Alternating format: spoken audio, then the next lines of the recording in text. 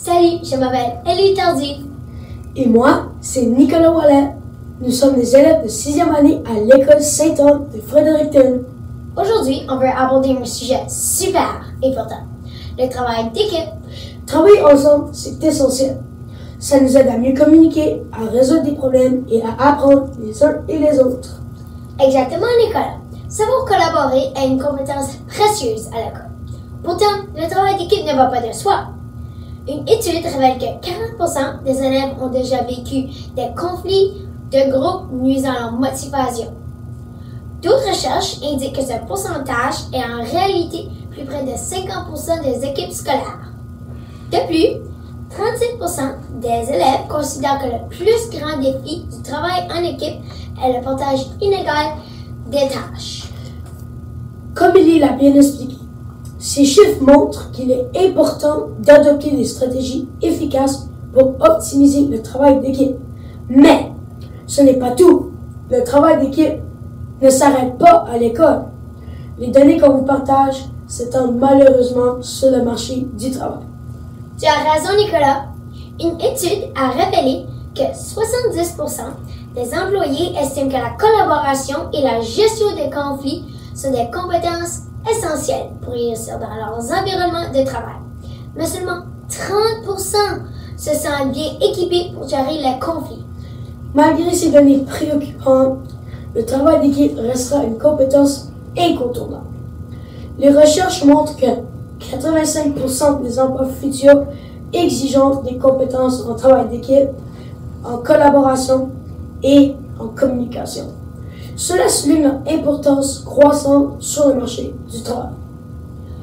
Comme on peut voir, le travail d'équipe, ce n'est pas seulement un défi à l'école, Nicolas. C'est vrai, Ellie. Cependant, le travail d'équipe n'est pas quelque chose qui vient naturellement.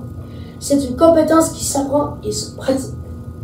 Oui, mais que faire pour améliorer ça? Comment on pourrait apprendre à mieux travailler en équipe? Ellie, j'ai une approche prouvée. Que peut-on faire? Définir des critères clairs avant de commencer un travail d'équipe ou une tâche collaborative. Si on prend comme exemple le jeu de société, le Monopoly, dès le départ, on connaît les règles pour comment acheter les propriétés, payer un loyer ou passer son tour en prison. Sans respecter ces règles, chacun jouerait à sa façon. Ce serait le chaos. De la même manière, en équipe, fixer des critères clairs, comme écouter les idées de chacun, se répartir les tâches équitablement ou respecter la limite de temps, permet d'éviter les malentendus et de mieux collaborer. La recherche confirme que tu as tout à fait raison, Nicolas. Une étude a démontré que les critères bien définis améliorent considérablement l'efficacité d'une équipe. En effet, les équipes qui établissent ces critères dès le début d'un projet constatent une réduction des conflits de 40% et une amélioration de la collaboration de 25%. Une autre étude révèle aussi que les équipes qui utilisent des critères précis ont un taux de réussite de 48% plus élevé que celles qui n'en définissent pas. Et d'autres recherches ont démontré aussi que les équipes qui définissent des critères et s'auto-évaluent sont 4 fois plus enclins de démontrer un engagement fort envers leur projet. 4 fois plus! C'est énorme! Oui, Ellie, ça prouve que formuler des critères clairs et s'auto-évaluer peut vraiment avoir un impact positif sur le travail d'équipe.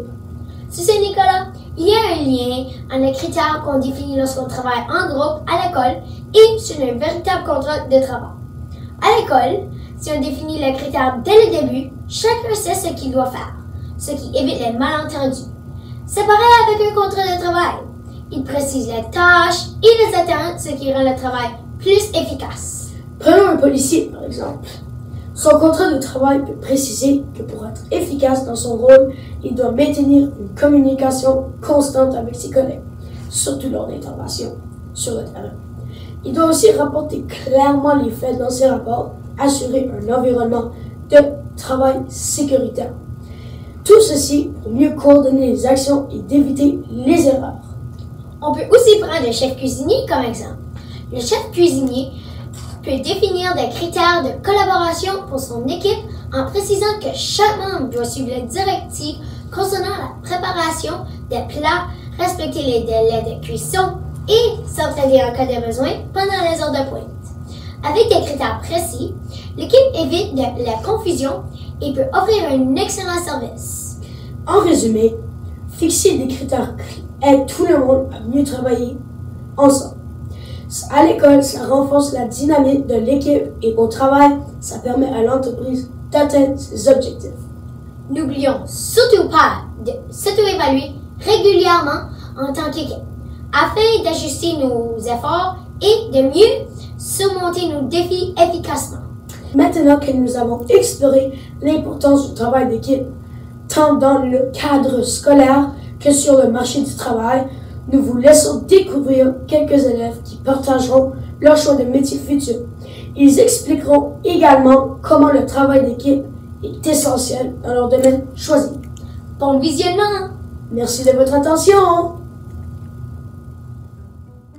Au début, je pensais que codeur de jeux vidéo travaillait toute seule, comme on voit souvent dans les films. Mais j'ai découvert que c'est vraiment pas ça. Le travail d'équipe est important pour un codeur. Si je prends l'exemple de Super Mario 64, ça prend des designers, des artistes, des musiciens et d'autres programmeurs. Chaque personne a des compétences spécifiques et le codeur ne peut pas faire le jeu toute seule 100%. Sans une bonne équipe, un jeu vidéo ne serait pas aussi bien réussi et prendrait beaucoup plus de temps à réaliser. Oui, le travail d'équipe est très important pour un métier légiste, où on peut aussi appeler docteur des enquêtes. Il travaille avec des policiers ou docteurs et parfois des avocats pour examiner des indices et comprendre comment une personne est décédée.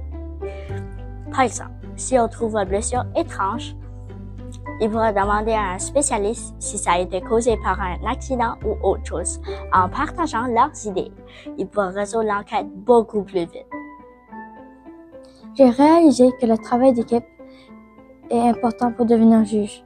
Par exemple, un juge doit travailler avec des avocats, la police, les travailleurs sociaux et d'autres experts pour prendre des décisions. Si quelqu'un est accusé d'un crime, le juge doit écouter tous les arguments pour comprendre toutes les informations avant de prendre sa décision. Un bon juge, c'est qu'il doit travailler avec toute une équipe pour être juste. Le travail d'équipe est super important pour devenir ergothérapeute. Par exemple, si un patient a du mal à s'habiller après une blessure, l'ergothérapeute peut lui donner des trucs. Mais parfois, il doit demander de l'aide à d'autres professionnels comme un médecin ou un enseignant, et aussi consulter la famille de la patiente. L'ergothérapeute travaille avec toutes sortes de monde pour trouver les meilleures solutions. Quand on est joueur de soccer professionnel, on doit travailler avec tous coéquipiers parce que ce n'est pas le joueur qui marque les buts qui compte, c'est lui aussi qui fait des défenses, c'est lui aussi qui fait des passes, c'est lui aussi qui garde le but, c'est le gardien, mais aussi c'est l'entraîneur qui donne les stratégies parce que chaque mouvement doit être synchronisé avec tous les joueurs. Et pour bien fonctionner, le travail d'équipe, ça doit être très important parce que qu'il donne de confiance et se fait réussir le jeu.